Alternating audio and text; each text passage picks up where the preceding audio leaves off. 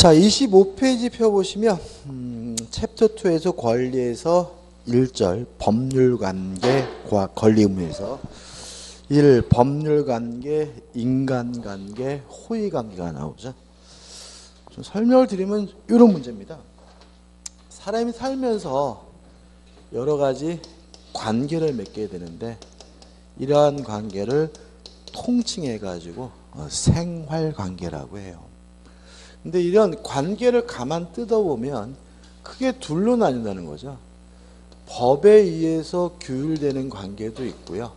법이 아닌 나머지 것들, 뭐 도덕이다, 친분이다, 종교다, 이런 거에서 규율되는 관계도 있는데 법에 의해서 규율되는 관계를 우리가 법률관계라고 하고요. 법이 아닌 나머지 것에 의해서 규율되는 관계를 인간관계라고 해요. 여기서 한 가지만 좀 말씀드리면 법에 의해서 규율되는 법률관계는요, 법적인 의무를 발생시키고요. 법이 아닌 나머지 것에 의해서 규율되는 인간관계는 법적인 의무를 발생시키지 않는다는 중요한 차이점이 있고요. 의무는 뭐냐 하면 반드시 이행을 해야 할 법적인 구속을 우리가 의무라고 합니다. 다시 말하면 법적인 구속인데 반드시 이행해야 되는 것만 의무예요. 이행해도 그만 안 해도 그만 상관이 없는 건 의무가 아니에요. 이렇게 되거든요. 자, 그럼 생각해 보자고요. 제가 친구하고 오후 3시에 대전역 앞에서 만나기로 했어요. 법률관계인가요? 인간관계인가요? 인간관계입니다. 왜요? 해도 그만, 안 해도 그만이에요. 의무를 발생시키지 않았어요. 제가 안 가면 이 나쁜 새끼하고 욕하고 그만이지 뭐 저한테 어떤 법적 제재를 가할 수는 없거든요. 근데 제가 돈 50만 원을 빌렸어요. 인간관계인가요? 법률관계인가요? 법률관계입니다. 반드시 갚아야 돼요.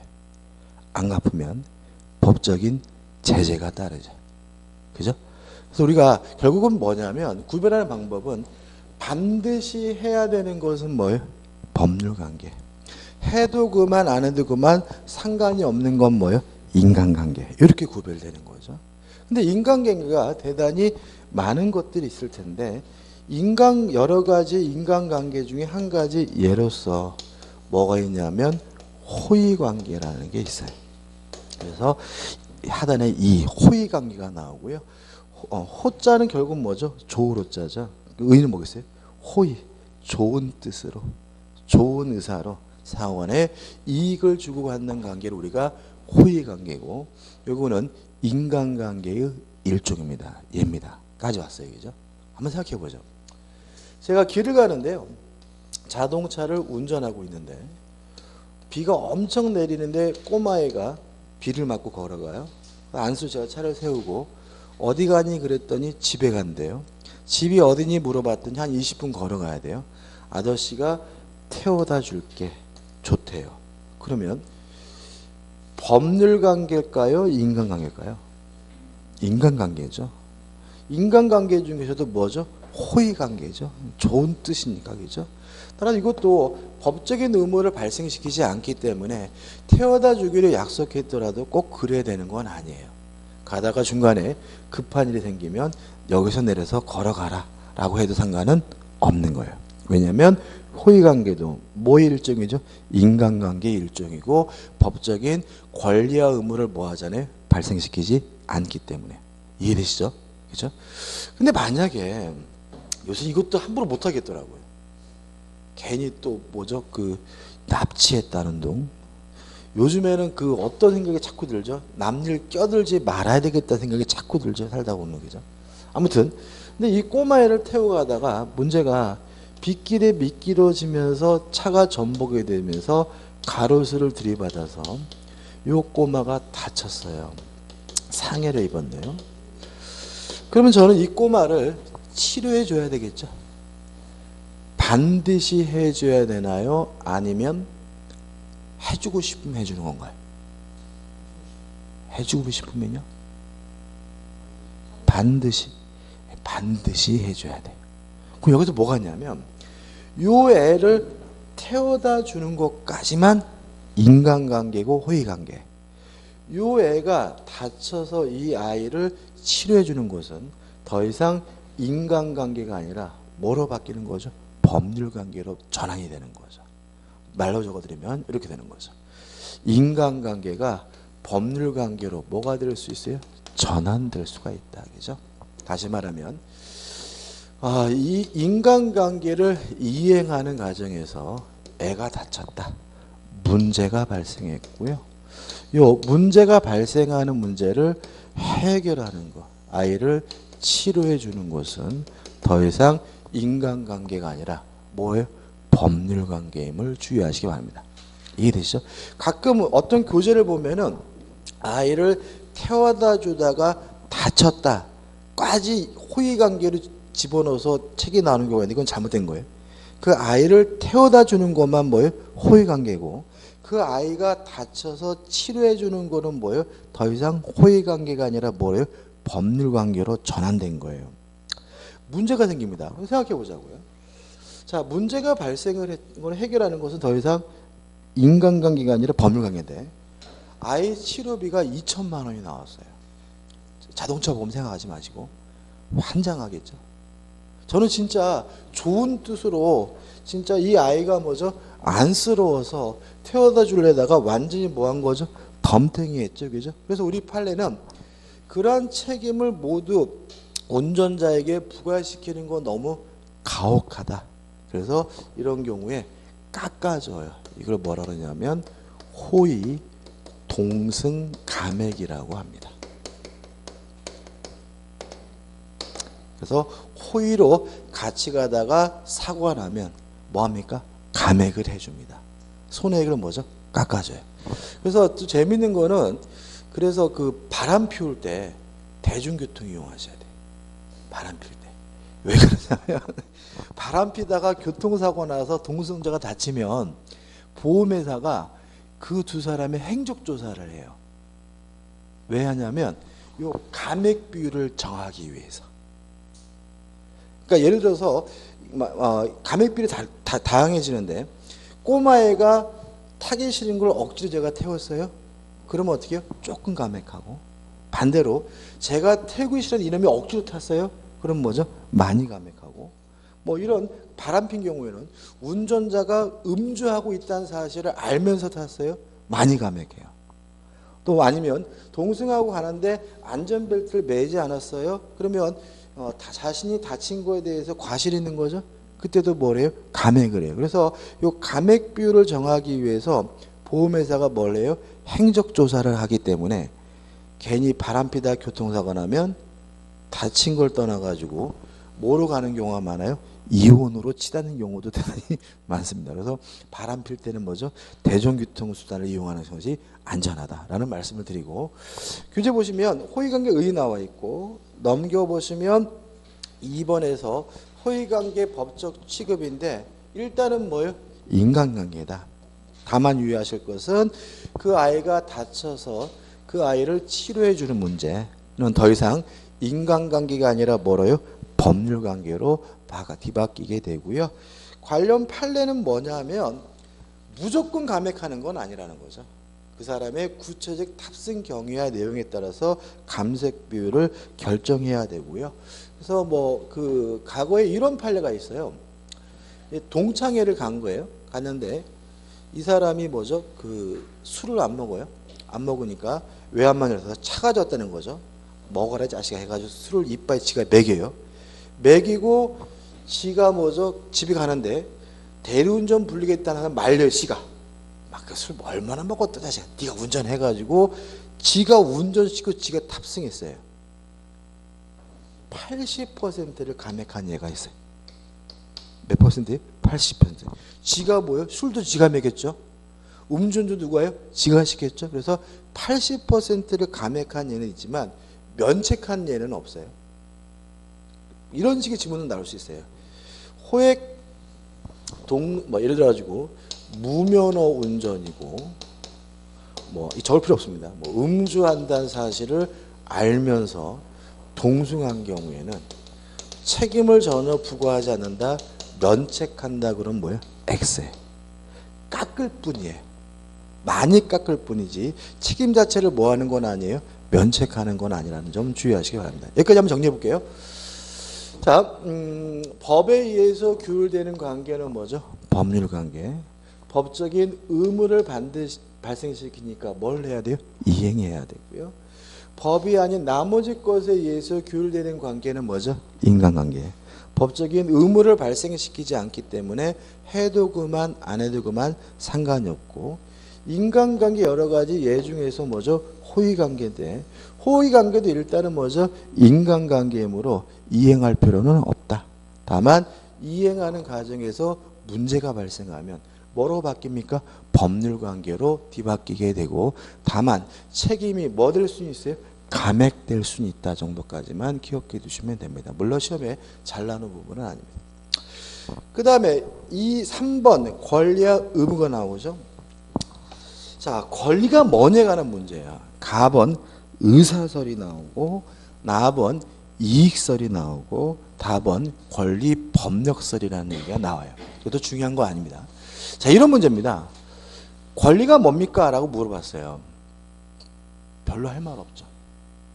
권리가 뭐죠? 그럼 물어보면, 그죠?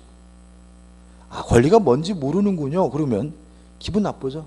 내가 권리라는 거 모를 줄 알고, 나 알면서도 별로 할 말이 없어, 권리라는 말. 그거는 학자분들도 똑같은 거예요. 그래서 이 권리가 뭐라는 거에 대해서 권리란 일정한 의사다 이렇게 주장하는 견해가 뭐죠? 의사설이고, 권리는 일정한 이익이다 이렇게 주장하는 견해가 뭐죠? 이익설이고. 근데 문제가 좀 있어요. 뭐가 있냐면 친권 때문에 그래요.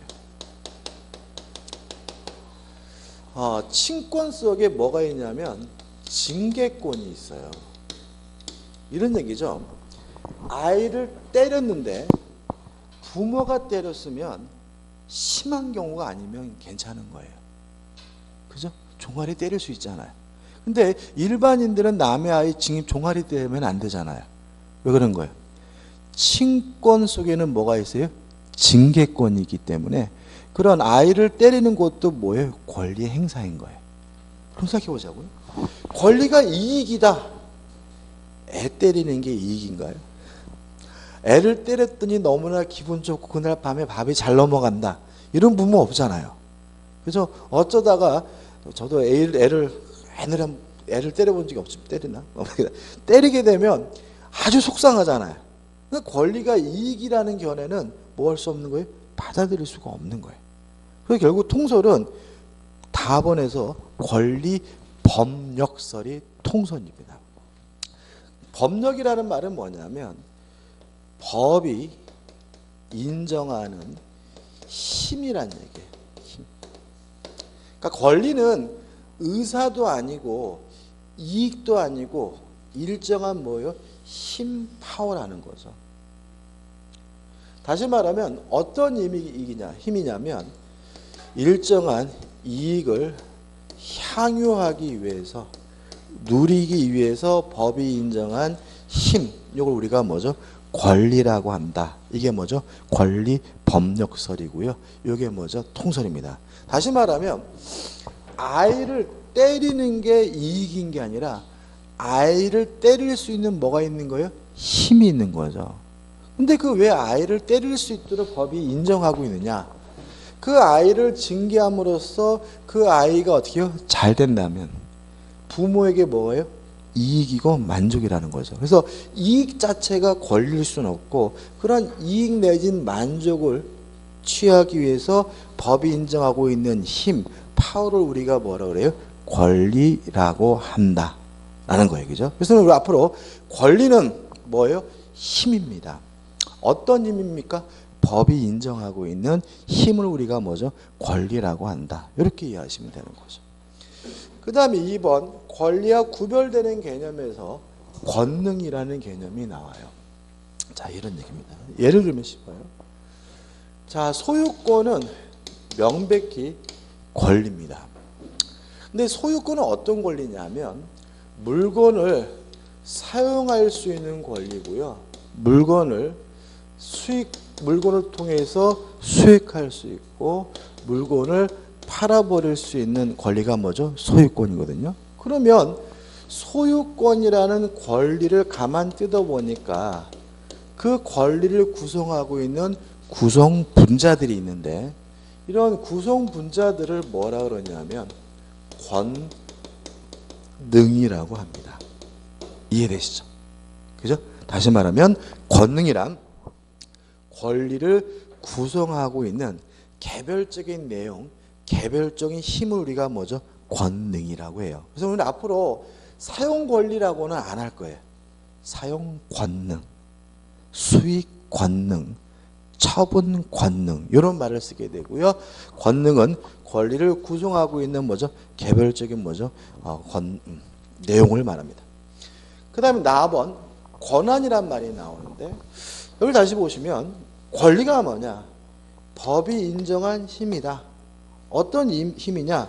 일정한 이익을 향유하기 위해서 누리기 위해서 법이 인정한 힘을 우리가 권리라고 하거든요. 그럼 이익은 누구 이익이냐? 자기 자신의 이익입니다. 자기 자신의 이익을 위해서 법이 인정하는 힘이 뭐죠? 권리예요. 그러면 날 위한 것이 아니라 남을 위한 것은 뭐냐? 그 우리가 권한이라고 합니다. 자, 권리는 누굴 위한 거라고요? 날 위한 거예요. 권한은 누굴 위한 거죠? 타인을 위한 겁니다. 예를 들어서 박근혜 대통령이 탄핵 소추 당하셔가지고 저는 요새 이름이 생각나네요. 누구죠? 권한대행이? 황교안, 그죠? 황교안 국무총리가 대통령 권한대행을 했죠. 대통령 권리대행을 한 게 아니죠. 그죠? 왜 그런 거예요? 대통령은 권리가 아니에요. 만약에 대통령의 권리라면 누굴 위해서요? 나 자신을 위해서 쓰는 거잖아요. 대통령은 권리가 아니라 뭐예요? 권한인 거예요. 나를 위해서 쓰는 것이 아니라 누굴 위해? 국민을 위해서 쓰는 겁니다. 그러니까 요새 뭐죠? 오늘 보니까 40억인가 얼마를 돈을 받았다. 그게 문제가 되는 이유는 뭐예요? 그러니까 일반적으로 이런 분들, 대통령이 그 정도는 할 수 있지. 그거 가지고 이런 분도 가끔 계시더라고요. 그분들은 지금 무엇을 구별 못 하시는 거예요? 권리와 권한을 구별 못 하시는 거예요. 40억을 본인 위해서 쓴다. 그게 문제 없다면 대통령은 권한이 아니라 뭐예요? 권리인 거예요. 근데 대통령은 권리가 아니라 뭐죠? 권한이기 때문에 그게 문제가 되는 거죠. 아무튼 날 위한 것은 뭐예요? 권리. 남을 위한 것은 뭐죠? 권한. 이렇게 구별되는 거고요. 말은 복잡하게 나와 있지만 그렇게 이해하시면 되고. 그 다음에 4번 반사적 이익 해가지고 권리 반사 또는 반사권 이런 거고요. 나와 있고. 한번 읽어볼게요. 자, 읽어볼게요. 법률이 특정인 또는 일반인에게 어떤 행위를 명하여 그 법규범 인하여 다른 특정인이 또는 일반이 받는 사실상의 이익적 지위를 말한다. 무슨 말인지 이해되시나요? 좀 어렵죠? 밑에 그러나 이것은 반사적 이익에 불과할 뿐이고 권리는 아니므로 타인에게 예방주사를 맞을 것을 청구할 수는 없다. 이렇게 나와 있는데 이게 무슨 말이냐면 권리 반사 또는 반사적 이익으로 평가되는 것이라면 법적으로 보호가 되지 않습니다. 다시 말하면 일정한 행위를 해달라고 뭐 하지 못해요? 청구하지 못합니다. 이런 얘기인데 앞부분에 나오는 뭔 말인가 싶죠? 예를 들어볼게요. 저는 예방주사 예를 들어놨는데 다른 예를 들면 옛날에 거리 제한이라는 거 들어보셨어요? 저는 지금도 참 신기한 게 목욕탕 거리 제한이 있었어요. 그죠? 옛날에. 그래가지고 목욕탕이 있으면 그 목욕탕의 일정 거리 이내에서는 또다시 목욕탕을 영업을 못해요. 이런 거리 제한이 옛날에 있었어요. 그래가지고 제가 어렸을 때는 목욕탕이 지금처럼 큰 대로상에 있는 게 아니라 주택가 가운데 있었어요. 왜 그런 거죠? 거리 제한에 회피해서 가장 가깝게 붙는 게 이득이 좋거든요. 거리 제한 때문에 요걸 회피하기 위해서 가장 가까운 곳이니까 목 좋은 곳이 아니라 뭐예요? 그냥 주택가 한가운데 빨간 벽돌을 어떻게 굴뚝 만들어가지고 그죠? 목욕탕에 있었단 말이죠. 뭐 주유소도 이런 제한이 있었고 옛날에 이런 제한 굉장히 많았단 말이죠. 예를 들어서 이 양반이 목욕탕을 하고 있는데 월 예를 들어서 500만 원을 벌고 있어요. 근데 담당 공무원이 실수로 요 거리 제한 안에다가 목욕탕을 중복해서 허가하는 바람에 소득이 500에서 200만 원으로 줄었어요. 그러면 요 준 300만 원에 대해서 손해배상을 청구할 수 있느냐? 국가를 상대로 없다. 예요. 왜 그러냐면 이 사람이 200만 원이 아니라 500만 원이라는 소득을 얻고 있었던 이유는 목욕탕에 대한 거리 제한을 두고 있는 법률 때문인 거죠. 이러한 법률 때문에 이 사람에게 뭐가 있는 거예요? 이득이 있는 거예요. 다시 한번 읽어볼까요? 법률이 특정인 또는 일반인에게 어떤 행위를 명하여 그 법규범을 인하여 다른 특정인 또는 일반인이 받는 사실상의 뭐예요? 이익. 이해되시죠? 이게 뭐예요? 권리 반사. 이게 뭐예요? 반사적 이익인 거고요. 이거는 법적으로 뭐 되지 않습니까? 보호되지 않아요.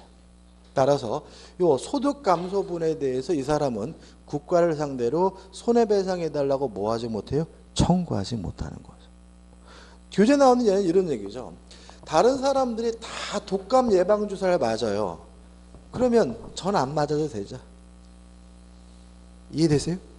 다 맞으면 다른 사람이 뭐예요? 걸리지 않으면 나도 안 걸릴 거고요. 서로 내가 걸린다 하더라도 다른 사람이 뭐죠? 독감이 전염될 염려가 없잖아요. 왜요? 나만 빼놓고 어떻게 해요? 다 맞으면요. 그러면 법이 만약에 저를 제외한 나머지 사람들한테 독감 예방주사를 받으라고 뭐죠? 규정하고 있으면 저는 뭐죠? 예방주사를 안 받는다는 이익이 생기지만 그것을 국가에다가 뭐 할 수는 없어요? 청구할 수 없는 거죠. 그런 것들은 다 뭐예요? 반사적 이익이고 법적으로 뭐 받지 못해요? 보호받지 못한다. 이런 얘기입니다. 별로 중요한 건 아니고요. 개념만 이해하시면 됩니다. 그 다음에 넘겨보시면 권리와 의무 관계가 아주 나와 있는데 이것도 특별히 중요한 건 아니에요. 일단 권리가 있으면 원칙적으로 뭐가 있냐면 의무가 있어요. 의무가. 근데 꼭 그런 건 아니다. 예를 들어서 권리만 있고 의무가 없는 경우도 있고요. 권리만 있고 의무가 없는 경우는 보통 형성권이라고 하는데 이거는 우리가 뒤에서 차근차근 배울 거고요. 3번 간접 의무 책무죠. 제가 아까 이런 말씀드렸죠. 반드시 이행해야 할 법적 구속이 뭐라고요? 의무. 그러면 해도 그만 안 해도 그만인 거는 의무가 아닌 거죠. 그걸 뭐라 그러냐면 간접 의무 또는 뭐라 그래요? 책무라고 해요. 그래서 반드시 이행해야 되는 것만 뭐죠? 의무고 해도 그만 안 해도 그만 상관없는 것은 뭐예요? 간접 의무 책무고 얘가 나와 있거든요. 그 얘는 해당 부분에서 볼 거예요. 지금 보면 또 어려워요. 얘는 대단히 중요한 거기 때문에 해당 부분에 자세히 볼 거니까 오늘은 뭐죠? 개념입니다. 그 다음에 권리의 종류해가지고 작용 내지 효력에 의한 분류해가지고 1번 지배권이 나오고 우측에 2번에서 청구권 또는 뭐가 나오죠? 상대권이 나오죠. 이 부분은 굉장히 중요한 부분입니다. 중요한 부분이기 때문에 우리가 여러분하고 저하고 민법을 공부하면서 계속해서 끊임없이 여러분들을 괴롭힐 내용이에요.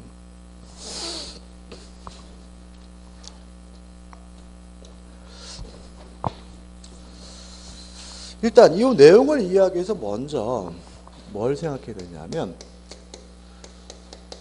물권이라는 권리하고 채권이라는 권리를 좀 구별해 보자고요. 우리 공인주택관리사 민법은 민법 총칙에서 60%가 나옵니다.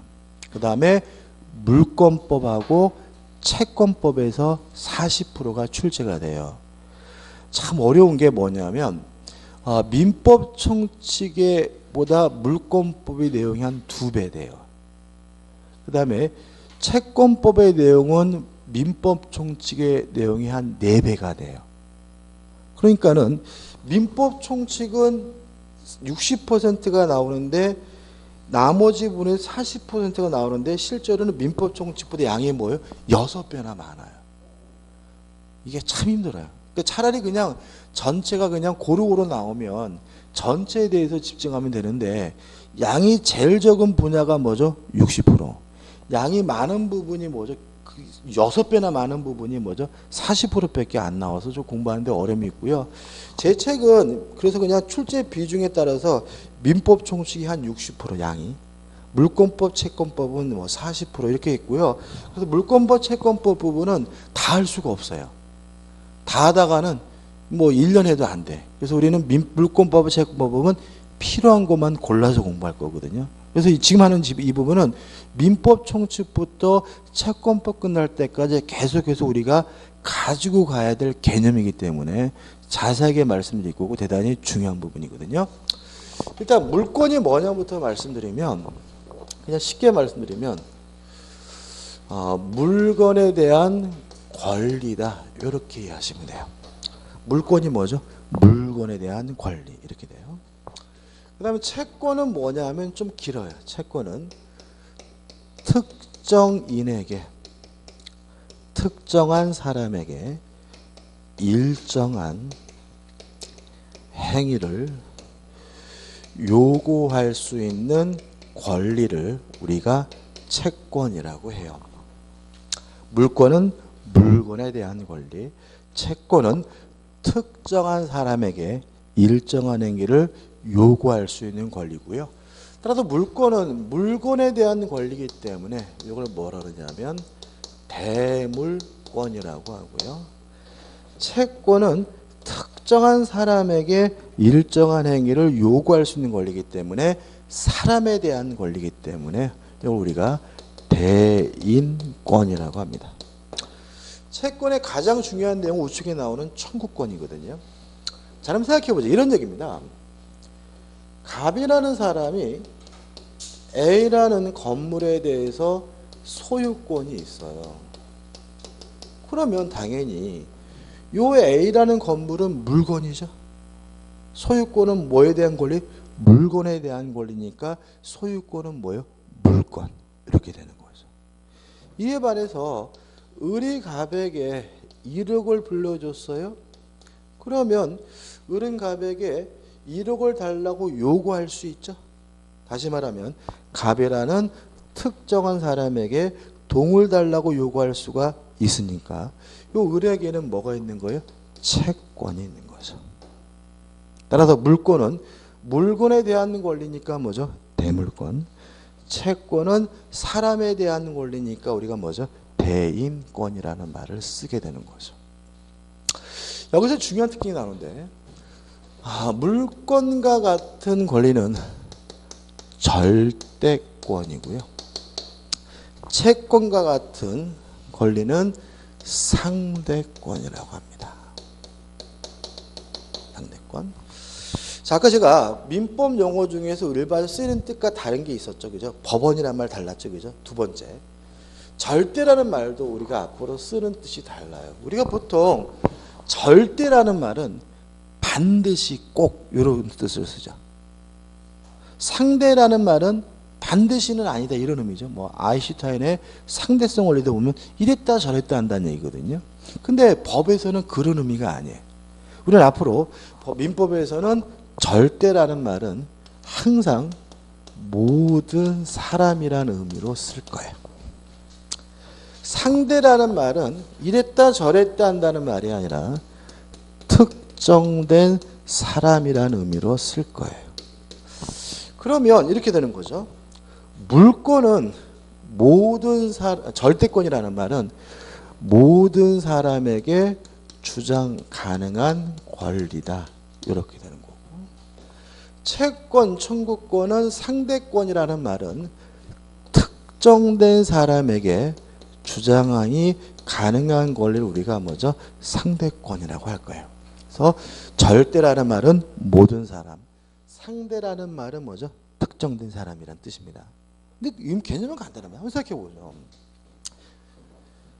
갑은 자신의 소유권을 세상 모든 사람에게 뭐 할 수 있어요?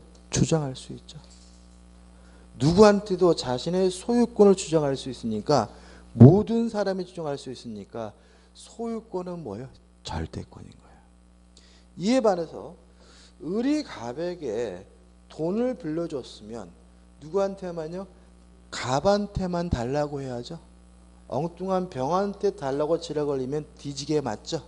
따라서 채권은 특정된 사람에게만 주장할 수 있기 때문에 채권은 뭐가 되는 거예요? 상대권이 되는 거예요. 자, 물권은 모든 사람에게 주장할 수 있는 절대권입니다. 채권은 특정된 사람에게만 주장할 수 있는 상대권입니다. 동의하시죠? 그죠? 따라서 물권과 같은 절대권은 대항력을 갖습니다. 채권과 같은 상대권은 대항력이 없습니다. 물권과 같은 절대권은 모든 사람에게 주장할 수 있는 권리이므로 물권을 행사할 때는 대의 행사할 필요가 없습니다. 채권과 같은 상대권은 특정된 사람에게만 주장할 수 있기 때문에 채권을 제3자에게 행사하는 경우에는 대위해서 행사해야 합니다. 자, 이게 무엇을 의미하는지 좀 이해하셨으면 좋겠어요. 자, 기본 전제가요. 임차권은 채권이에요. 임차권은 물권이 아니라 뭐라고요? 채권. 우리 뒤에서 배울 전세권은 물권이에요. 임차권은 뭐라고요? 채권. 전세권은 뭐라고요? 물권. 동의하시죠? 동의하셔야 되겠죠? 아직 전세권이 뭔지는 정확히 이해를 못하고 있더라도 다른 생각해 보자고요. 이렇게 됩니다. 갑이라는 사람이요, A라는 토지를 가지고 있는데 을에게 전세권을 설정해 줬어요.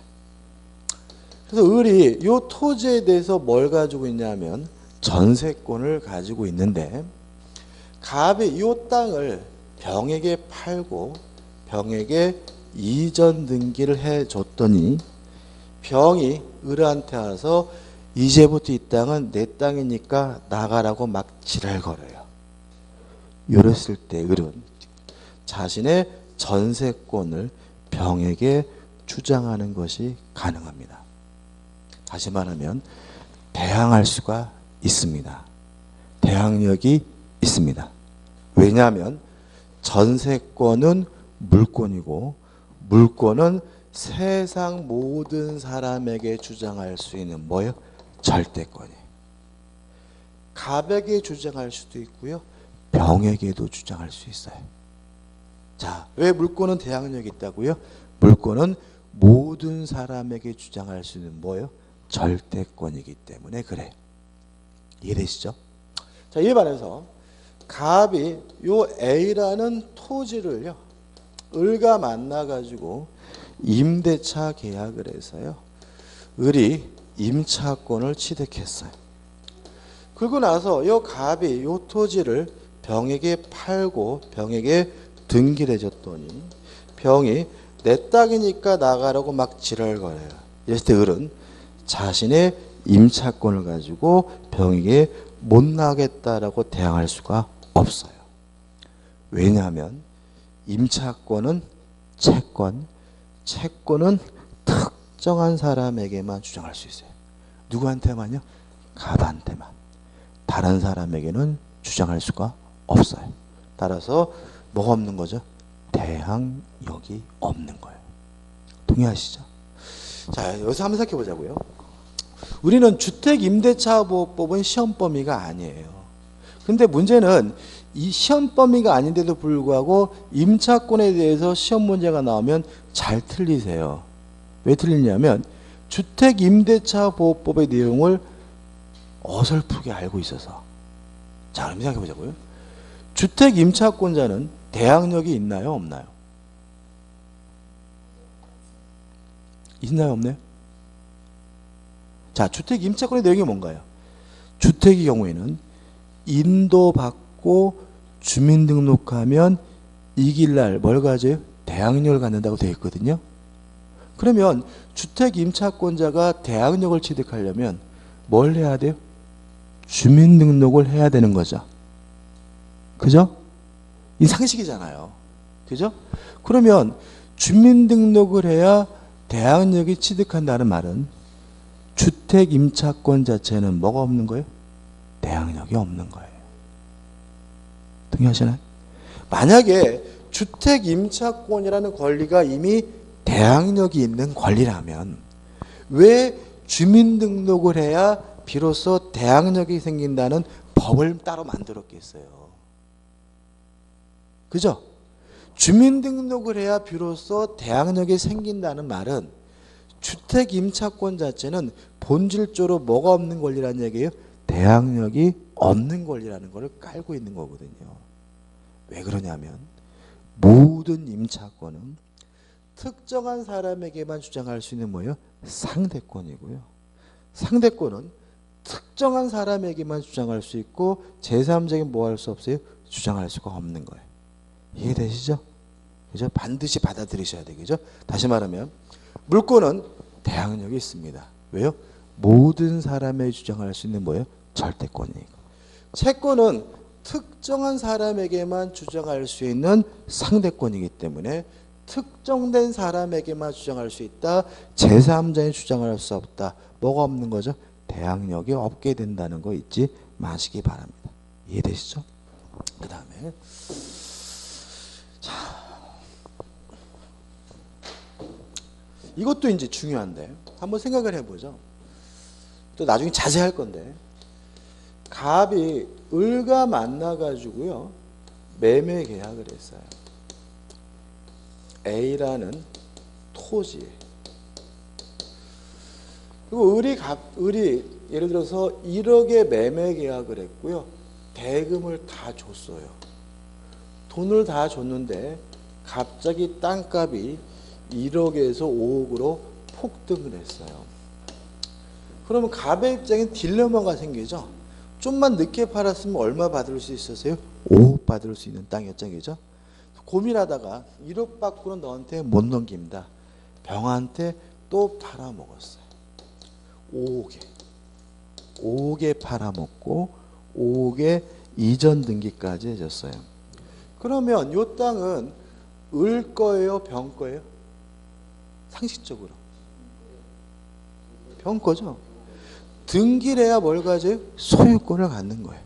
따라서 이 병에게만 뭐가 있는 거예요? 소유권이 있는 거예요. 그죠? 이 원칙이죠. 그러면 병은 을한테 나가라고 요구할 수 있겠죠. 굳이 갑을 통해서 나가라고 할 필요는 없는 거예요. 왜냐하면 병이 가지고 있는 소유권은 물권이고 모든 사람에게 주장할 수 있는 뭐예요? 절대권이니까 갑에게도 주장할 수 있고 누구한테도? 을한테도 주장할 수 있으니까 굳이 갑을 통할 필요 없이 직접 나가라고 내 땅이니까 나가라고 뭐 할 수 있어요? 주장할 수가 있어요. 그래서 앞으로 우리가 물권을 행사할 때는 통할 필요가 없어요. 바로 직접 행사하게 돼요. 뭐 할 필요 없다고요? 대의할 필요가 없다. 이런 말인 거예요. 근데 만약에 병의 등기가 무효라는 사실이 밝혀졌어요.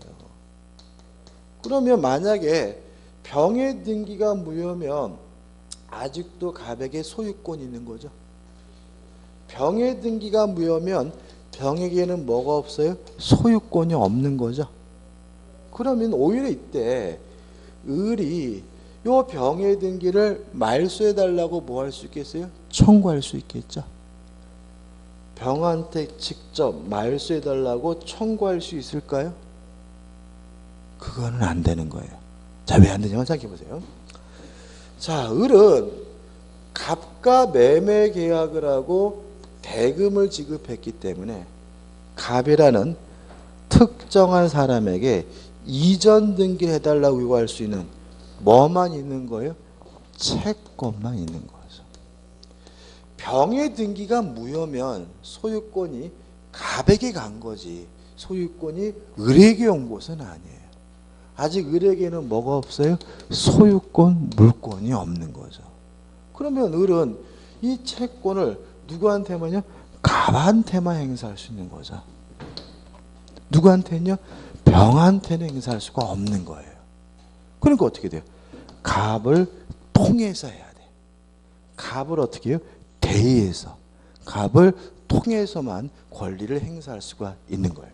그래서 나중에 이제 우리가 공부하다 보면 대위해야 되느냐 아니면 직접 행사하는지가 굉장히 중요한 논점이 되고요. 이게 시험 문제 답을 맞히느냐 못 맞히느냐 결정적인 기점이 되는 경우가 많아요. 근데 근거는 결국 뭐가 돼? 이것도 외우면 안 되는 거고요.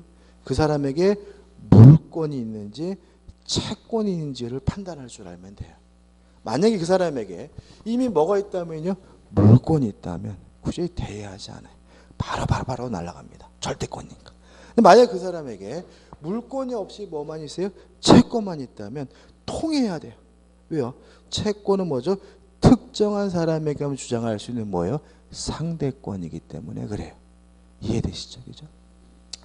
그 다음에 교재 보시면은 1 자식의 지배권이다 해가지고 지배권이란 타인의 행위에 개입 없이 일정한 행위를 일정의 일치를 직접 지배할 수 있는 권리다 이렇게 나오죠. 그죠? 그죠? 그래서 물권은 또 여기다 적으면 절대권 상대권 끝났고요. 두 번째인데 물권은 줄여서 직접 지배권이라고 해요.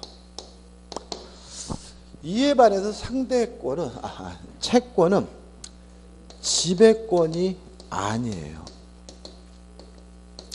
지배권이 아니고 지배권이 아니라는 말을 보통 간접 지배권이라는 말도 써요. 자, 이게 무슨 말인지부터 먼저 말씀드리면 이런 얘기입니다.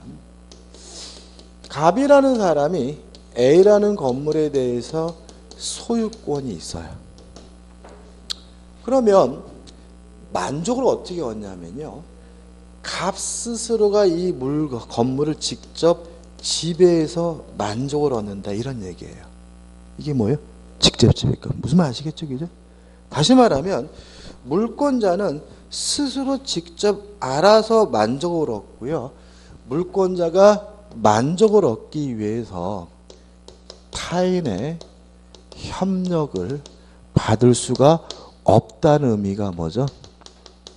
직접 지배권이라는 얘기예요. 다시 말하면 스스로 알아서 만족을 얻을 문제지 누구한테 뭐 받을 문제가 아니에요. 협력받을 문제가 아니라는 얘기죠. 이에 반해서 채권은 달라요. 을이 갑에게 1억을 빌려줘서 1억을 달라고 요구할 수 있는 뭐가 있어요? 채권이 있어요. 이 채권 자체 을에게 만족을 주나요? 받을 돈이 있으면 행복할까요? 아니죠. 자다가도 어떻게 벌떡벌떡 일어나가지고 이 새끼 돈 갚을까 막 고민되잖아요. 다시 말하면 채권 자체는 절대로 채권자에게 만족을 안 줘요. 언제 만족이 생기냐면 갑이 을에게 돈을 갚아줘야 이행을 해야 비로소 채권은 뭐가 생기는 거예요? 만족이 생기는 거예요. 다시 말하면 채권은 지배권이 아니고요. 채권을 통해서 만족을 얻으려면 타인이 뭘 해야 되냐면 협력 내지 이행을 해야 비로소 채권이 만족이 생긴다는 의미에서 채권은 뭐가 아니에요? 지배권이 아니라 간접 지배권이라고 하는 거예요. 동의하시죠? 그죠? 그럼 생각해 보자고요. 자, 전세권은 물권이고 임차는 채권입니다. 자, 한번 생각해 보자고요. 제가 전세권자예요. 전세권자인데 태풍이 불어가지고 베란다 유리가 박살났어요. 그러면 그 아파트 베란다 유리를 집주인에게 수리해달라고 요구할 수 있을까요? 없을까요? 다시 한번 할게요. 그죠? 제가 전세권자입니다. 제가 뭐요? 전세권자. 근데 아파트 유리가, 베란다 유리가 태풍이 불어가지고 박살나버렸어요. 이랬을 때 전세권자인 제가 집주인에게 베란다 유리 수리해달라고 요구할 수 있을까요? 없을까요? 없어요. 이 문제가 뭐냐면 자 이거예요. 이제 우리 민법이 어려운 이유가 있어요. 어떤 게 있냐면 이제 공부를 하시면 처음에 이제 민법 문제를 푸시잖아요. 푸시면 대충 뭐 한 3, 40점 맞는 것 같아. 근데 좀 공부를 하시면 오히려 10점, 15점 막 이렇게 맞아요. 왜 이런 일이 벌어지냐면 상식에 부합하게 답을 찾으면 안 돼요. 이게 무슨 말이냐면 자 이런 얘기죠. 민법은 외국어가 아니잖아요. 그죠? 외국어가 아니기 때문에 우리가 원래 알고 있는 상식과 부합되는 게 답이라면 문제로서 가치가 없어요. 왜냐하면 공부 안 하신 분도 맞힐 수가 있으니까. 항상 민법 문제의 답은 우리가 알고 있는 상식과 배치가 돼요. 그래서 문제를 푸실 때 항상 조심할 게 뭐냐면 그냥 내가 원래 평상시 알고 있던 상식에 따라서 문제를 푸시면 다 틀려요. 항상 뭐 가지고요? 배운 것 가지고 문제를 푸셔야 돼요. 항상 뭘 가지고요? 배운 거. 다시 한번. 전세권은 물권입니다. 전세권이 물권이라는 말은 뭐예요? 직접 지배권입니다. 스스로 알아서 만족을 얻어야 되고요. 만족을 얻기 위해서 뭘 받지 못해요? 협력을 받지 못합니다. 다시 말하면 전세권자는 자기가 고쳐야 돼요. 베란다 유리가 깨지면 지 돈으로 고쳐야 되는 겁니다. 근데 만약 제가 전세권자가 아니라 뭐예요? 임차권자예요. 임차권은 물권이 아니라 뭐예요? 채권이라는 말은 임차권 자체가 만족을 얻는 게 아니라 협력을 해야지만 비로소 뭘 얻어요? 만족을 얻죠. 따라서 임대인은 고장난 곳이 있으면 어떻게 해요? 고쳐줘야 돼요. 따라서 만약에 태풍 불어서 베란다 유리가 박살났을 때 제가 만약에 뭐라면요? 임차권자라면 임대인에게 베란다 유리를 껴달라고 뭐 할 수 있는 거예요? 요구할 수가 있는 거예요. 이해되시죠? 이것도 우리가 좀 자세하게 들어가면 이제 복잡한 문제가 나오게 되지만 일단 기본적인 것은 물권은 뭐라고요? 직접 지배권이니까 스스로 알아서 만족을 얻어야 돼요. 채권은 지배권이 아니고 간접 지배권이니까 타인이 협력을 해야 이행을 해야 뭘 얻어요? 만족을 얻으니까 고장난 곳이 있으면 채무자에게 뭐예요? 고쳐달라고 요구할 수 있네요. 뭐 보일러 고장난 건 마찬가지예요. 전세권자가 살고 있을 때 고장난 보일러는 전세권자가 스스로 고쳐야 돼. 예? 아이 그러면 근데 나중에 말해 그런 건 안 되는 거예요. 예를 들어서 임차권자는 고장난 곳이 있다면 임대인에게 뭐죠? 고쳐달라고 할 수 있는 거죠, 그죠? 기본 전제로. 다만 손쉽게 뭐 사소한 것 이것까지는 고쳐달라고 할 수가 없어요. 뭐 형광등 나간 것까지 달아달라고 할 수는 없는 거죠. 그건 지가 알아서 하는 건데 뭐 변기물이 안 내려간다는 거. 막힌 것도 지가 뚫으면 되는 건데 뭐 변기 자체가 고장 났다거나 만약에 뭐 보일러가 고장 났다 이럴 때는 임차인은 임대인에게 뭐 할 수 있어요? 고쳐달라고 요구할 수 있는 거예요. 이해되시죠? 꼭 이해해 두시기 바라고. 그 다음에 하단에 보시면 납은 지배권에 효력해가지고 보세요. 지배권은 밑에서 네 번째 줄입니다. 지배권은 대내적 효력으로서 가로에 뭐라고 했죠? 객체에 대한 뭐예요? 직접 지배권. 이게 무슨 말이에요? 스스로 알아서 어떻게 해요? 만족을 얻는다. 스스로 고장난 것이 있으면 어떻게 해요? 지가 고쳐야 된다. 이런 얘기예요. 중요한 것들이고. 대외적 제3자가 지배를 침해하는 하에서는 안 된다는 배타적 효력. 따라서 물권은 직접적으로 제3자에게 뭐 할 수 있어요? 행사할 수 있다. 이렇게 되는 거죠. 그죠? 그 다음에 계속 보시면 따라서 지배권을 침해하는 경우에는 불법행위가 되고 또 지배권은 지배 상태에 대한 방해 제거할 수 있는 권능. 스스로가 직접 방해를 제거해달라고 뭐 할 수 있어요? 요구할 수 있는 권능인 물권적 충고권이 있게 되는 거죠. 우측에 청구권이죠. 상대권이죠. 자, 지금 저는 채권을 기준으로 말씀드리는데 비슷해요. 볼게요. 청구는 의입니다. 특정인이 다른 특정인에게 뭐라고요? 일정한 행위를 요구하는 권리가 뭐죠? 청구권이고, 청구권의 가장 대표적인 내용이 뭐예요? 채권인 겁니다. 그 내용이 뭐 나오죠? 읽어볼게요. 재산권적 채권이 대표적인 청구권에 속하지만 채권 이코로 청구권은 아니에요. 꼭 같은 건 아니지만 대체로 같고요. 얘들이 나오죠. 뭐 물권적 청구권 뭐 쭉 나옵니다. 보시고 그 다음에 납언해가지고 청구권에 효력해서, 그리고 제3자가 청구권을 침해하는 경우에는 제3자에 의한 채권 침해로서 통솔은 일정한 하에 불법 행위가 성립된다고 한다고 나왔는데 이건 일단은 의미가 없습니다. 그죠? 의미가 없고 오늘 요 두 가지, 네 가지죠. 그죠? 개념 꼭 이해하시고 받아들이시고 이거 가지고 계속 어떻게 해요? 민법 총칙도 계속 써먹을 거예요. 계속해서 우리가 앞으로 가야 됩니다. 그 다음에 3번 해가지고 형성권이라는 개념이 나오죠. 형성권이라는 개념도 은근히 좀 까다로워하세요.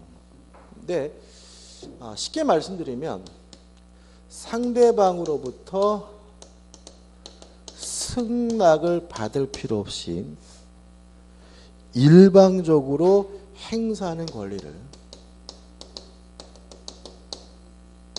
우리가 통칭해서 형성권이라고 합니다. 그래서 결국은 형성권이냐 아니냐 여부를 따질 때는 승낙을 얻어야 되느냐 승낙 얻을 필요가 없느냐 이걸 가지고 따져요. 그래서 승낙을 받을 필요 없이 일방적으로 하는 권리가 뭐라고요? 형성권이다. 이렇게 되는 거거든요. 예를 보면 쉬운데, 자 가보세요. 권리자의 의사표시만으로 효과가 생긴 형성권 해가지고 동의권이 나오죠. 이건 뭐냐면 미성년자가 행위를 하면 친권자가 동의할 수 있어요. 동의하시죠? 동의권은 형성권이에요. 왜요?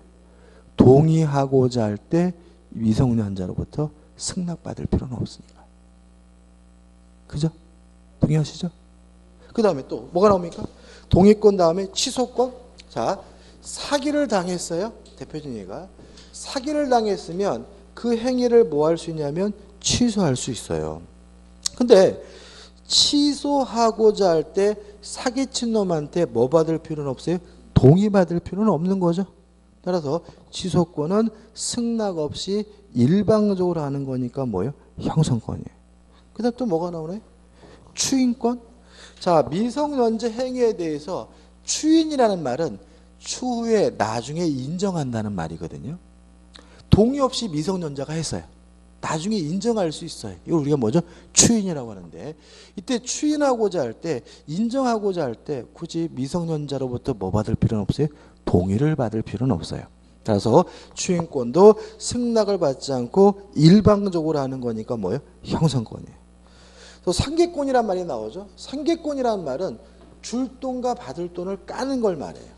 예를 들어서 제가 받을 돈이 5천만 원이 있는데 나중에 보니까 줄 돈도 3천만 원이 있어요. 이 5천만 원 중에 줄 돈 3천만 원을 까버리는 걸 우리가 뭐라 그래요? 상계라고 하고, 까더라도 상관없죠. 깔 때는 굳이 상대방한테 뭐 받을 필요 없어요? 동의나 승낙을 받을 필요가 없기 때문에 상계권도 뭐가 되는 거죠? 형성권이 되는 거예요. 그 다음에 계약의 해제권. 해제권은 언제 하냐면 채무불이행이 있으면 해요. 언제 한다고요? 채무불이행. 자, 그럼 생각해 보자고요. 매매 계약을 했는데 이 거지 같은 놈이 매매 대금을 안 줘요. 채무불이행이죠. 이럴 때 저는 매매 계약을 뭐 할 수 있어요? 해지할 수 있는데 굳이 상대방으로부터 뭐 받을 필요 없어요? 승낙 받을 필요 없어요. 해제권도 뭐예요? 형성권인 거죠. 해지권은 대표적으로 임대차에서 이익이분의 차임을 지급하지 않으면 임대인은 임대차 계약을 해지할 수 있거든요. 물론 월세 안 된다는 이유로 임대차 계약을 해지할 때 굳이 그 사람한테 뭐 받을 필요 없어요? 승낙을 받을 필요는 없으니까 해지권도 뭐예요? 형성권이에요. 자, 그럼 여기서 조심할게. 여기 나와 있는 것들을 외워야 될까요? 아니라는 거예요. 그러니까 여기 나와 있는 거는 중요한 거라면 수업 시간에 하루 종일 해요. 예를 들어 가지고 취소권, 독립권, 추인권만 해도 한 2시간을 할 거래 앞으로 따로. 취소권만 해도 통틀하면 한 2-3시간 할 거고요. 해제권도 1시간 넘게 할 거예요. 그래서 중요한 거라면 여러분하고 저하고 그냥 계속 그 얘기만 하는 시간이 있어요. 그러니까 이걸 외울 게 아니라 그냥 뭐예요? 우리는 승낙을 받지 않고 일방적으로 행사하는 권리가 뭐예요? 형성권이다. 그래서 형성권이냐 아니냐 구별하는 문제는 승낙을 얻어야 할 수 있는 것은 뭐가 아니에요? 형성권이 아니고 승낙을 받을 필요가 없는 것은 뭐예요? 형성권이다. 이렇게만 기억하시면 되고 얘는 뭐 하는 게 아니에요? 외우는 게 아니에요. 그 다음에 나번 법원의 판결로 효과가 생긴다는 말은 뭐냐면 승낙은 받을 필요 없지만 재판은 해야 된다는 거예요. 승낙은 받을 필요 없지만 재판을 해야 되는 게 나와 있는데 채권자 취소권, 혼인 취소권 쭉 나오죠? 그죠? 근데 여기서 중요한 것은 채권자 취소권 하나만 중요하고요. 나머지 것은 시험 범위가 아니에요. 근데 이 채권자 취소권도 해당되는 부분에서 공부할 거예요. 그래서 채권자 취소권은 뭐예요? 재판을 통한다 정도만 기억하시면 되죠. 그 다음 다번에서 청구권이라고 표현되어 있지만 실제로는 형성권인 것들에서 쭉 나오거든요. 이것은 나중에 정리를 하긴 해야 돼요. 근데 이것도 외울 건 아닌 거예요. 외울 때는 제가 간단하게 정리해 드릴 건데 아무튼 간단하게 말씀드리면 교재 보시면 지상물, 매수 청구 쭉 나오잖아요. 그럼 이런 것들은 뭐예요? 승낙을 받지 않고 어떻게 해요? 일방적으로 행사하는 권리라는 뜻이에요.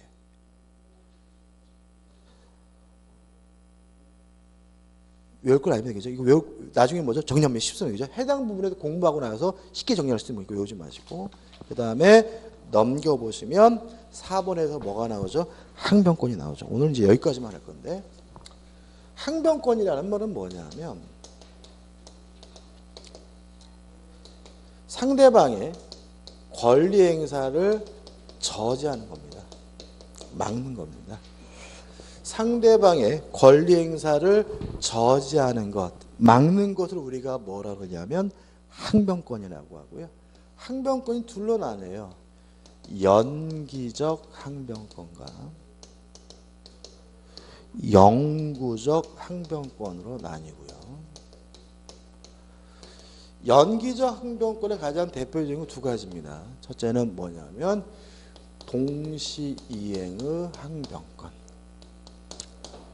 항변권과 보증인의 최고 검색의 항변권입니다. 그리고 영구적 항변권은 뭐냐면 상속의 한정 승인을 대표적으로 영구적 항변권이 한정 승인이죠. 자, 항변권이 뭐라고요? 상대방의 권리 행사를 뭐예요? 저지하는 것, 막는 걸 우리가 항변권이라고 해요. 자, 이거부터 생각해 보자고요. 갑이 을과 만나 가지고 매매 계약을 했어요. 예를 들어서 자전거. 그 자전거를 예를 들어서 50만 원에 매매 계약했단 말이죠. 근데 이 거지 같은 놈이 돈 줘 안 주면서 자전거 달라고 막 지랄거려요. 그럼 갑의 입장에서는 네가 50만 원 주기 전까지는 자전거 못 주겠다라고 거부할 수 있겠죠. 이게 뭐예요? 동시항변권이에요. 다시 한번 을이 갑에게 50만 원을 주고 갑이 을에게 자전거를 인도해 주는 것은 동시해야 되는 거죠. 만약에 지는 안 하면서 해달라고 지랄거린다면 나도 못하겠다라고 거부할 수 있는데 이게 뭐예요? 동시이행의 항변권이라고 해요. 개념 이해되시죠? 그죠?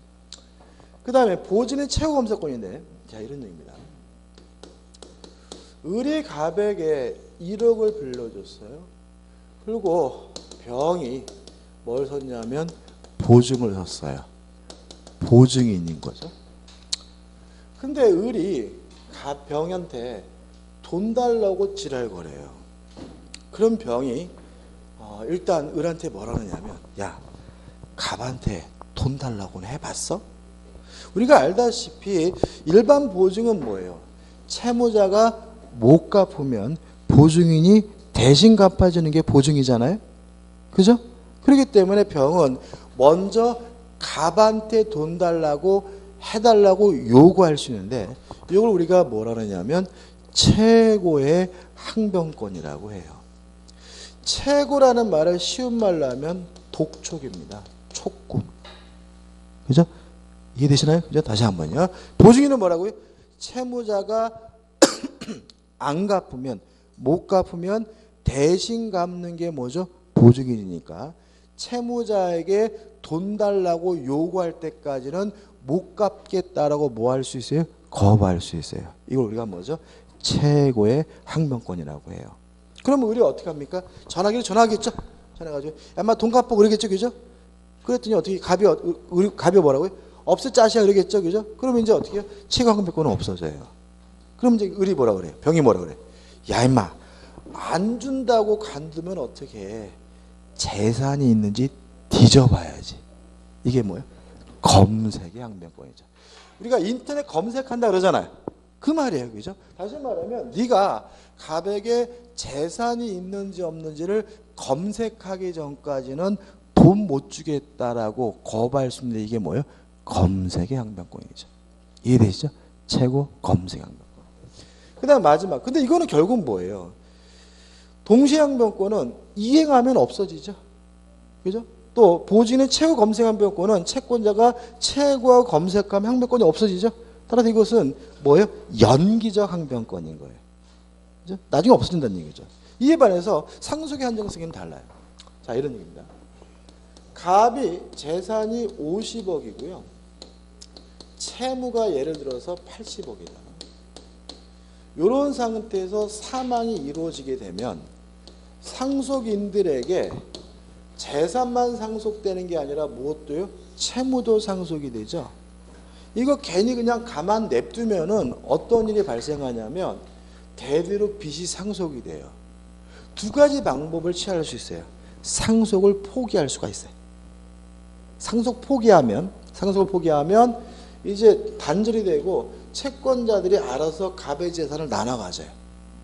근데 만약에 갑이 가지고 있는 재산 중에서 보존할 재산이 있는 경우가 있어요. 뭐 선산이 있다거나 또는 뭐 종가집이 있거나 이럴 경우에는 무작정 포기하면 안 되고 상속에 대한 한정 승인을 할 필요가 있어요.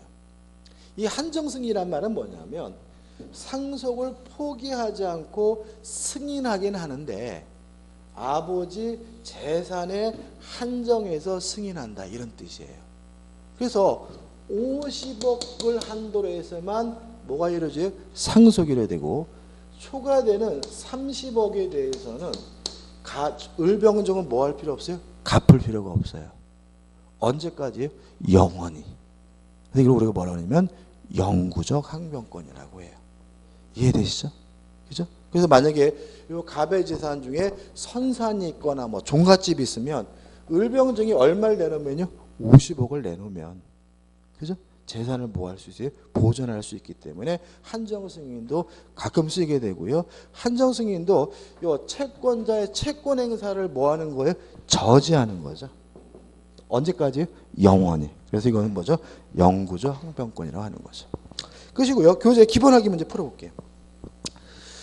사건에 관한 설명으로 옳지 않은 것은 1번 토지 임차인의 지상물 매수 청구권은 형성권이다. 맞는 지문인데 아까 제가 설명 안 드린 거고 이것도 나중에 당연히 알게 되는 내용이에요.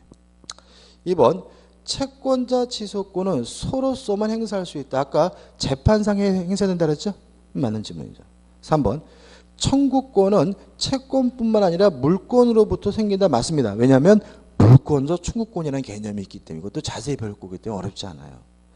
4번 하자 담보층에 의한 토지 매수인의 손해배상 청구권은 제척기간의 걸림으로 소멸시효 규정의 적용이 배제된다. 이건 뭐죠? X입니다. 나중에 하겠지만 제척기간에도 걸리지만 뭐에도요? 소멸시효 규정도 적용이 돼요. 답은 뭐죠? 4번이고 난 제척기간 모른다. 소멸시효 모른다. 괜찮아. 이것도 뭐예요? 하루 종일 할 내용이에요. 하루 종일. 5번 항변권은 상대방의 청구권 자체를 소멸시키는 것이 아니라 그 작용을 뭐예요? 저지할 수 있는 권리다. 이것도 어떻게 해요? 맞는 질문이겠죠. 답은 뭐죠? 4번입니다.